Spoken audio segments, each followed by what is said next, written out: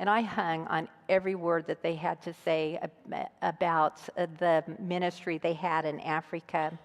Archie went deep into the jungles of Africa to preach to an unreached people. They both had a heart to see the lost come to Jesus. When it came to sharing his faith, Archie had the boldness of a lion. He faced death and witch doctors in his pursuit for lost souls. When I was a girl, I used to think if Jesus was to choose the 12 disciples today, Archie would be the one he called Peter. But Archie told this about himself. When as a new Christian, he knew that God was calling him to the mission field, he told Sarah she needed boldness. If they were going to be missionaries, God would have to give her boldness. So he told her to go down to the church and pray for the boldness she needed.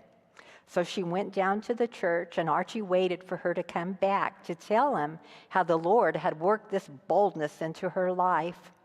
When she walked through the door, he asked her, "Well, Sarah, did God give you the boldness that you need?" She said, "No, Archie, I did pray for boldness because I want God to be able to use me, but he didn't give me boldness like he has given you.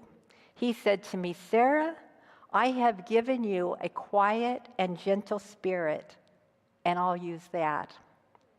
Archie said over the years, he came to realize that God had actually used Sarah's quiet and gentle spirit to reach more for Christ than all of his boldness. They were both instruments that God used tremendously to spread the gospel through their faith in him.